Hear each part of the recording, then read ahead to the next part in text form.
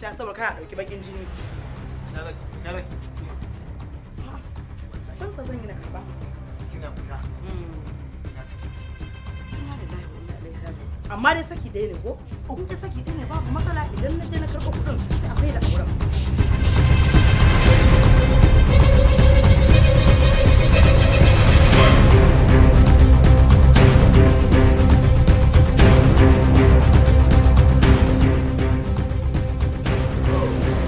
To ni bari in zo in koma. Allah ya ƙara sauri. Abin da zai kasance a cikin mace.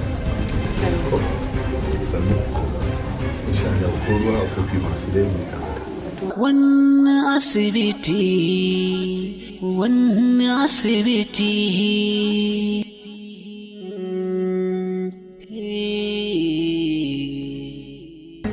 Kowa ya ce zai haɗe gatari to ka sakar masa ƙota. Ita dai san zuciya ɓacin zuciya ne, kuma kowa ya hau motar kwaɗayi to a wulaƙanci bus stop zai tsinci kansa. Yadda ɗillin ta kan yi ɗillin, haka ma ɗillin ta kan yi ɗillin. Wani asibiti. Wani asibiti daga kamfanin Ilyasu Film Productions Movie. Maganin a bari shine kada a fara. Ga ta dai cikin tsomomuwa asibiti abin tausayi, amma wa ya jefa ta a cikin wannan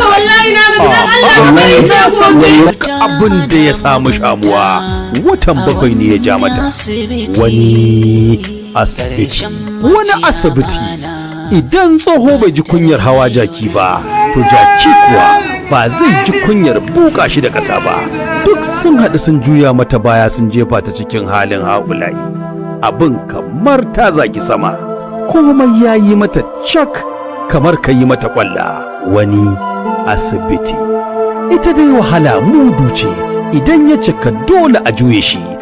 Tana cikin wannan hali sai ga jami'ai Allah ya wurgo mata da su. Wani asibiti. Wake ɗaya shi ke ɓata gari, ga shi da dukkaninsu likitoci ne, amma halinsu bai zamo ɗaya ba. Ɗaya na yi tsakaninsa da Allah, ɗayan kuwa Dokta Maɗanɗani kenan, wa iyazu billahi.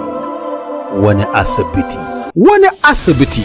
Jaruman shirin Alasan Kwalle, Bilkisu Abdullahi, Shu'aibu Idris Lilisko, Tahir Fage, Basarakiya, Hajja Mama, tare da gabatar muku da sabon yankan rake a harkar Kannywood.